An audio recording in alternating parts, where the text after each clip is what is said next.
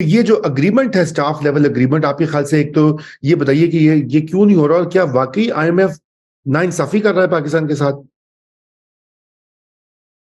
देखिए, थोड़ा मैं क्लैरिफाई कर दूं। मैंने जो आर्टिकल आज लिखा है उसकी वजह ये है कि शायद पहले भी रजा आपसे बात हुई थी कि ऑन अ स्केल ऑफ 100, जहां पे हमने अपनी इकोनॉमी को 75 साल में पहुंचा दिया है, ऑन अ स्केल ऑफ 100 अगर हम अभी स्ट्रक्चरल रिफॉर्म्स अपने गवर्नेंस के अंदर करना शुरू करें तो वो स्केल ऑफ 100 पे हमें पेन जो है वो 100 होगी, बहुत शदीद पेन होगी। लेकिन अगर हम नहीं करते हैं तो जिस तरफ हम जा रहे हैं, ये आपको ज्यादा देर नहीं लगेगी, इसमें साल नहीं लगेंगे, ये कुछ महीनों की बात है। अगर हम नहीं करेंगे ये स्ट्रक्चरल रिफॉर्म्स, और अगर खुदा ना खास्ता कोई मेल्ट डाउन होता है, फाइनेंशियल मेल्ट डाउन, तो आपकी वो जो स्केल ऑफ 100 के ऊपर पेन है वो 1000 हो जाएगी। वो इतनी शदीद होगी कि वो अनबेरेबल होगी, उसके कॉन्सिक्वेंसेस कैटास्ट्रोफिक कॉन्सिक्वेंसेस होंगे। तो मैंने अपने आर्टिकल में ये बताने की कोशिश की है कि भाई ये चीजें आपको करने की जरूरत है, अपने बोसीदा डेकेडेंट गवर्नेंस स्ट्रक्चर को चेंज करने की। ऐसी कोई बात नहीं है कि वो हो नहीं सकता, लेकिन हमें स्टार्ट करना है, और बेहतर ये है कि हम मेल्ट डाउन से पहले स्टार्ट कर दें तो हमारी बचत थोड़ी बहुत हो जाएगी। अच्छा, अब आ जाते हैं आपके रिलेटेड जो इससे है सवाल आईएमएफ का। देखें, इसमें तीन चीजें आप ले लें। एक तो आईएमएफ एक फाइनेंशियल इंस्टीट्यूशन है। आप किसी भी बैंक के पास जाते हैं तो वो पहले आपको आपके फाइनेंशियल वाइटल्स को चेक करेगा, आपकी लिक्विडिटी सिचुएशन को चेक करेगा, और मोस्ट इंपॉर्टेंटली आपकी एबिलिटी टू पे बैक। वो at the end of the day वो बैंक है। वहां पे जो प्रोफेशनल बैंकर्स, इकोनॉमिस्ट, टेक्नोक्रेट्स बैठे हैं, उनका गोल ये नहीं है कि पैसे दे दें ताकि वो डूब जाएं। उनका गोल ये है कि पैसे दें ताकि वो वापस आए। तो अगर उसको एक स्पेसिफिकली टेक्नोक्रेटिक लेंस से देखा जाए तो वो कोशिश कर रहे हैं कि भाई ये पैसे हम दे तो देंगे, वापस कैसे मिलेंगे। अब उन्होंने उसके लिए प्रायर एक्शंस वगैरह, ये सारी जो चीजें आप बिजली को बढ़ाना है और टैक्स जीएसटी लगाना है वगैरह वगैरह, वो उन्होंने करा लिए हैं। लेकिन मसला ये है कि अभी क्यों नहीं हो रहा।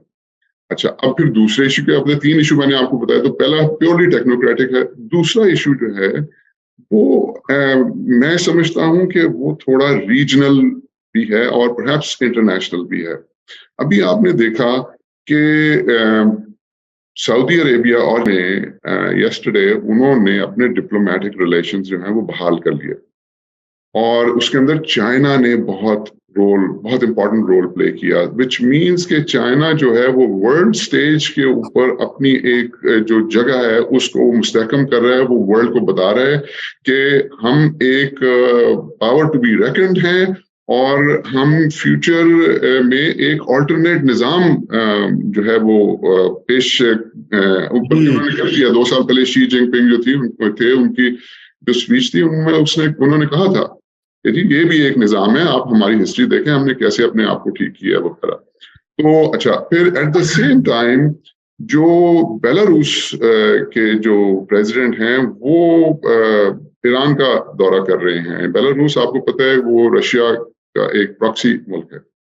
तीसरी चीज ये है कि यूक्रेन ने धमकी दी है कि वो मोल्डोवा जो है उसके ऊपर हमला कर सकता है, क्योंकि मोल्डोवा एक कंट्री, छोटी सी कंट्री है जो कि यूक्रेन और रशिया के दरमियान है, जहां पे रशिया की स्टॉक पाइल्स ऑफ वेपन्स वगैरह हैं, और यूक्रेन को ये शक है कि वो वहां से यूज हो रहे हैं वेपन्स उनके खिलाफ। तो ये चौथी चीज ये है कि in the past about 4 to 6 weeks बहुत शदीद रेटरिक जो है यूनाइटेड स्टेट्स के अंदर एंटी चाइना है वो शुरू हुआ है। एंड आपको याद हो बलून वगैरह का तस्करा आ गया, लो अप किया था उन्होंने। एंड में उन्होंने कहा नहीं जी नहीं, ये हम प्रूव नहीं कर सकते कि इसमें चाइनीज इन्वॉल्वमेंट है या नहीं है। लेकिन उसके बावजूद ये बहुत ही मीडिया के अंदर वाइडली सर्कुलेट हो रहा है कि चाइना जो है वो अपनी जो है power at the expense of US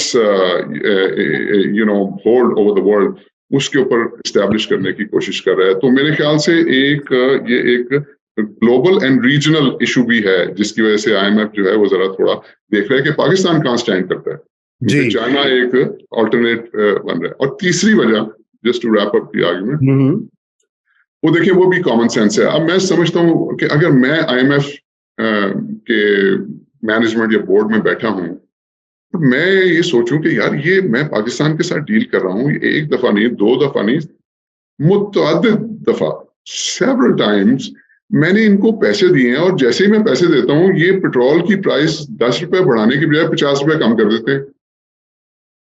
तो मैं इनको, अभी सिचुएशन इनकी ऐसी है कि एक सबसे बड़ी पार्टी जो है वो कह रही है इलेक्शंस कराओ, PDM जो है वो इलेक्शन कराना नहीं चाह रही है। हम इनको अगर मसलन कल पैसे दे देते हैं, मसलन लेट्स अस्यूम कि इनको कल पैसे मिल जाते हैं PDM की गवर्नमेंट को, और एक हफ्ते के अंदर जो है प्राइम मिनिस्टर अनाउंस करते हैं जी हम 50 रुपए प्राइस गिरा रहे हैं पेट्रोल की ताकि उनको पॉलिटिकल कैपिटल में, और इलेक्शन अनाउंस कर देते हैं।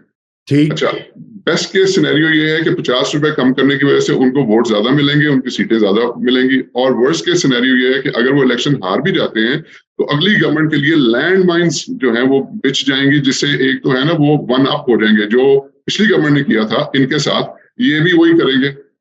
आपको याद है वो शायद खाकान साहब की गवर्नमेंट थी, उस वक्त उन्होंने इनकमिंग PTI गवर्नमेंट के लिए लैंड माइंस छोड़ी, जो आउटगोइंग PTI गवर्नमेंट थी उन्होंने PDM की गवर्नमेंट के लिए लैंड माइंस छोड़ी। सो ये एक तो उनका वो टिट फॉर टैट, और दूसरा ये है कि जो इनकमिंग गवर्नमेंट जो है उसकी फेलियर के लिए वो एक स्टेज सेट कर जाएंगे। सो मेरे ख्याल से personally, this is my personal view, Allah जानता आगे क्या होगा, कि मैं नहीं समझता कि IMF फिलहाल होगा। अच्छा, ओहो, ये तो फिर बड़ी एक संगीन बात हो जाएगी। अच्छा, आपको पता है पाकिस्तान में इस वक्त बड़े र्यूमर्स भी, आज सुबह भी मेरी किसी से बात हो रही थी, वो कह रहे थे कि जी ये तो जिस तरह से लड़ाई झगड़ा यहाँ पे हो रहा है, यहाँ पे तो कोई टेक ओवर भी हो सकता है, यहाँ पे कोई लंबे अरसे की एक जो है इंटरिम गवर्नमेंट भी आ सकती है। बड़ी देर से आपने देखा होगा ना इस तरह की बातें, र्यूमर्स चल रहे हैं। तो क्या IMF उनके साथ अगर वो देखेगा कि वो ज्यादा स्टेबल एक गवर्नमेंट का दौरानिया है अगर कोई टेक ओवर होता है, या कोई इस तरह की कोई लॉन्ग टर्म केयर टेकर आती है, या खुद मिलिट्री, जो कि होता रहा है पाकिस्तान की हिस्ट्री में, कोई नई बात तो नहीं होगी, तो फिर आपके ख्याल से क्या IMF में ज्यादा कीन होगा? मेरे ख्याल से देखें, इट्स प्रीटी क्लियर कि एक स्टेबल गवर्नमेंट जो है उसके साथ they would prefer to deal with.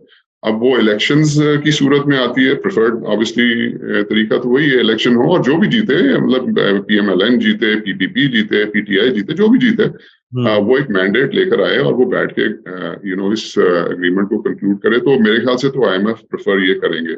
Having said that, अगर ये प्रेफर्ड तरीका नहीं होता और हमारे पॉलिटिशियंस अपनी माजी की गलतियों से नहीं सीखते, और फिर कोई एक कंपल्सरी इंटरवेंशन करनी पड़ती है क्योंकि मुल्क के हालात ऐसे हैं, तो आई सपोज ये तो हमारे साथ पिछले 3-4 दफा हो चुका है। और फिर जब ये कंपल्सरी इंटरवेंशन होती है वो 1-2-3 साल के लिए नहीं होती, वो तो आप you're talking about 8 to 10 years।